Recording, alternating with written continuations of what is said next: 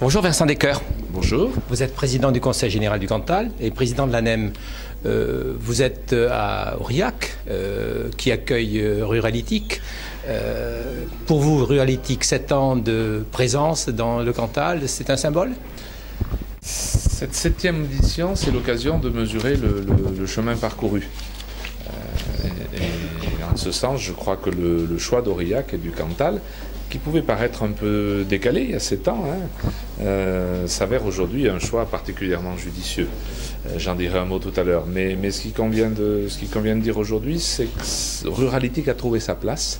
C'est de toute évidence aujourd'hui le rendez-vous de celles et ceux qui, à la fois, conduisent des expériences et peuvent les partager à l'occasion de Ruralytic, et puis celles et ceux qui voient dans le haut débit et demain le très haut débit une vraie opportunité de développement. C'est donc finalement le rendez-vous des nouvelles technologies et des territoires ruraux confondus. Alors, lieu de réflexion stratégique, dites-vous, sur le problème du THD en particulier, les réalisations dans le Cantal ont profité de cette réflexion de Ruralytic. Alors, le Cantal, si j'ose dire, avait invité Ruralytic, ou tout au moins était candidat à pouvoir organiser ce type de rendez-vous annuel, pour la bonne raison que nous avons très tôt pris à bras-le-corps la question du haut débit. Parce que, comme je le disais, c'est une opportunité historique de pouvoir s'affranchir de la notion de distance, par exemple, de développer des services, de créer de l'activité économique. Et en même temps, nous sommes très conscients que ça peut devenir un handicap supplémentaire et le spectre de la fracture numérique peut apparaître si demain nous ne sommes pas, nous ne savons pas répondre à l'enjeu. Et donc très vite, le Cantal s'est posé la question de l'accès au haut débit.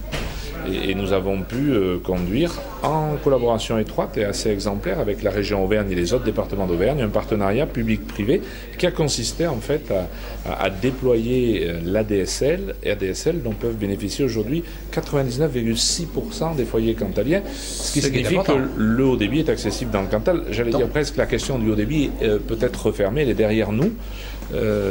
En même temps, on pourrait se poser la question de ceux qui n'ont pas pu techniquement profiter de la DSL. Eh bien, nous leur avons proposé des solutions via le satellite, et étant précisé que c'est un service et que donc ce sont les collectivités, conseils régional et général, qui financent l'équipement. Donc on peut dire aujourd'hui que la question du haut débit est derrière nous, ce qui est une excellente chose, mais ce n'est pas une fin en soi, puisque très vite s'est posée la question du très haut débit. Alors, un ministre vient à Aurillac, va certainement aborder ce problème du très haut débit. Vous avez des questions particulières à poser à Fleur Pellerin ? Oui, beaucoup. Beaucoup de questions, et en particulier celle du financement maintenant, parce que là encore une fois, nous avons pris à bras-le-corps la question du très haut débit. Donc nous sommes avec la région Auvergne dans une phase Conseil général et région Auvergne dans une phase avancée. Nous sommes dans le dialogue compétitif d'un nouveau partenariat public-privé, sûrement là aussi les premiers à l'échelon national. Et donc aujourd'hui va se poser pour nous la question à la fois du calendrier, j'allais dire d'un calendrier réaliste, parce que les annonces se succèdent et à chaque annonce on gagne 2 ans, mais on ne voit rien arriver. Donc un calendrier réaliste, et puis la question du financement. On sait que les opérateurs ont identifié des zones jugées rentables sur lesquelles ils vont intervenir.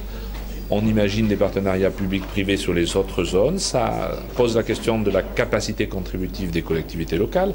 C'est souvent dans des territoires ruraux, des territoires de montagne. Ce n'est pas les collectivités qui ont peut-être les plus grandes marges de manœuvre.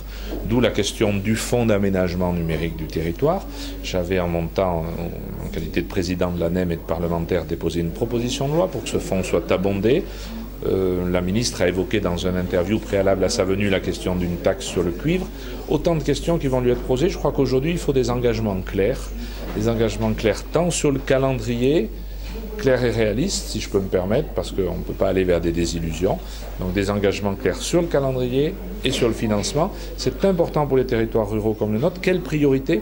Est-ce qu'aujourd'hui, on va peut-être plus vers ceux qui ont moins de moyens, c'est-à-dire est-ce qu'on organise une péréquation, est-ce que nous pouvons en être les bénéficiaires, et puis c'est important aussi à l'échelon international, c'est-à-dire qu'en même temps qu'il faut s'intéresser chez nous du développement des territoires ruraux, il faut aussi que la France trouve le bon régime pour ne pas accumuler de retard par rapport aux autres pays.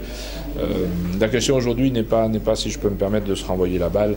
Il y a eu une alternance politique qui est intervenue. La question n'est pas de savoir si les uns avaient privilégié plus les opérateurs que les collectivités. Je crois qu'aujourd'hui, la question, c'est de savoir si cet objectif affiché 2025 puis 2020, est-ce qu'il est réaliste et comment on fait pour l'atteindre.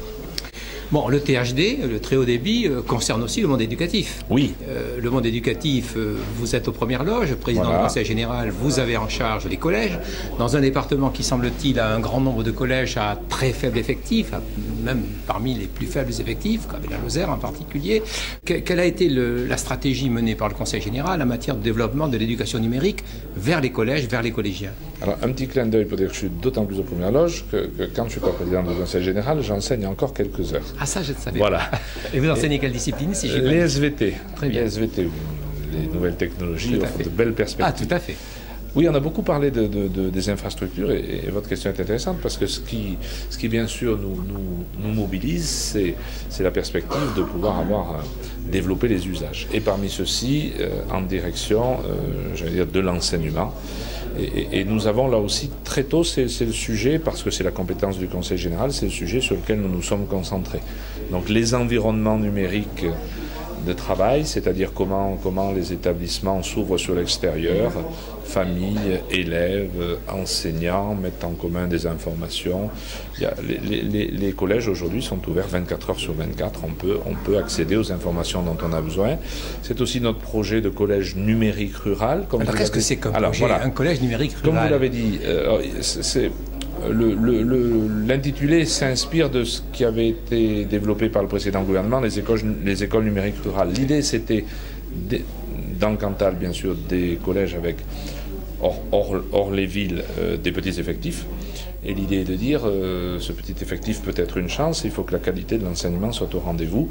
Donc, des équipements qui, du fait des petits effectifs, permettent aux élèves d'être peut-être plus qu'ailleurs en contact régulier avec les nouveaux outils, les nouvelles technologies. Et donc, le collège numérique rural, c'est tout un travail d'abord en dotation des établissements et un travail aussi pour essayer de faire en sorte qu'on puisse développer des expériences, des expérimentations, petits effectifs, des professeurs qui se déplacent, peut-être demain un certain nombre d'enseignements qui peuvent aussi se faire à distance. Tout ça, ça ne se décrète pas, il faut aussi trouver l'adhésion des principaux concernés. Et aujourd'hui, on peut se féliciter d'un vrai partenariat entre le Conseil général et puis le monde de l'éducation sur ces sujets-là. Donc aujourd'hui, le collège numérique rural, c'est demain des classes mobiles, c'est bien sûr des efforts en termes de tableaux blancs interactifs, c'est de notre côté des investissements et du côté des personnels, l'optimisation de ces nouveaux moyens. Nous avons aussi, si je peux me permettre, s'agissant de l'enseignement